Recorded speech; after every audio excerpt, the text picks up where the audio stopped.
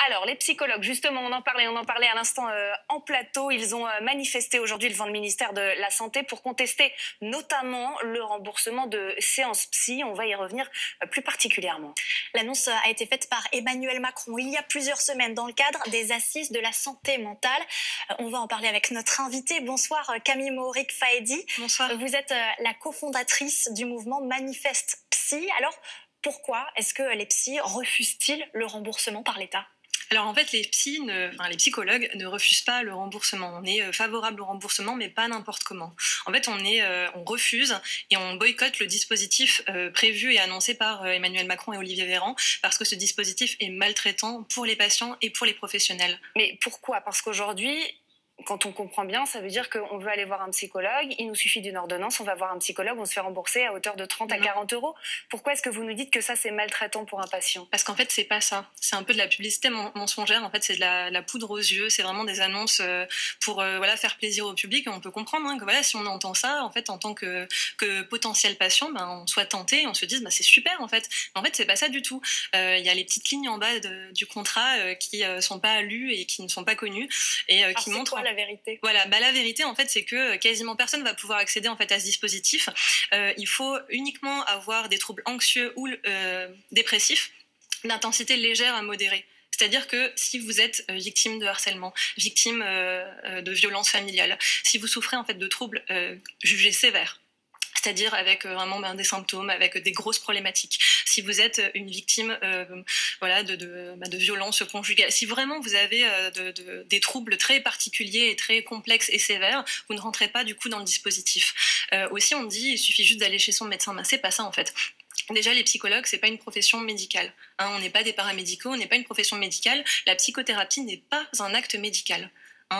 Donc les psychologues n'ont pas à être prescrits par un médecin généraliste. Et aussi, ce qu'on oublie et ce qu'on entend peu, en fait, c'est que les patients en grande souffrance, justement, ils vont pas avoir envie d'aller raconter à tout le monde qu'ils vont chez le psychologue. Et c'est pour ça que l'accès direct auprès des psychologues doit rester tel qu'il est à l'heure actuelle. C'est contraire à notre déontologie, en fait, et à notre éthique d'empêcher le patient de pouvoir accéder en direct chez le psychologue. En fait, ce que vous nous dites, c'est que ça pourrait être un frein que de devoir aller voir son médecin traitant en disant voilà, moi je me sens pas bien pour telle et telle raison, j'ai besoin d'aller voir un psychologue, faites-moi une ordonnance. Pour vous, c'est ça l'idée. Est-ce que sur cet accès justement aux psychologues, il n'y a pas quand même un bon point? On sait que la pandémie a été vraiment difficile à vivre pour beaucoup de Français. Il y a eu toutes ces questions de santé mentale qui ont pris du temps, mais qui ont finalement été abordées. Est-ce que quelque part, ça peut pas aussi peut-être inciter une part de la population à consulter alors qu'elle ne le faisait pas avant?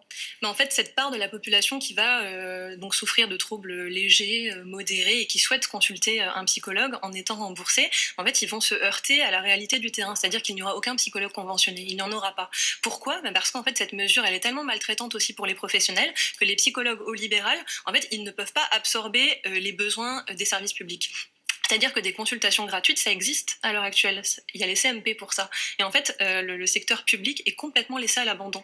Il y a des listes d'attente parfois jusqu'à 2 ans en CMP adulte, en CMP enfant. Mais donc vous dites qu'il faut plus de moyens en fait. Il faut plus de moyens. Le remboursement tel qu'il est actuellement proposé, mais plus de moyens. En fait, ce que le gouvernement cherche, c'est à pallier les soucis du secteur public au lieu de mettre des moyens dans le secteur public et de les mettre sur le privé. Et en fait, les libéraux sont d'accord aussi pour participer à ça, mais dans quelque chose de bien traitant en fait pour eux. Et au taux de rémunération proposé, c'est pas possible en fait. 40 € la première consultation, 30 € les 7 suivantes, c'est la moitié de ce que gagnent les psychologues libéraux. Entre 40 et 60% de charges et de dépenses professionnelles en fait, et de cotisations sociales, c'est pas possible pour les libéraux de survivre. En fait, on assiste à une volonté finalement du gouvernement de tuer les psychologues libéraux.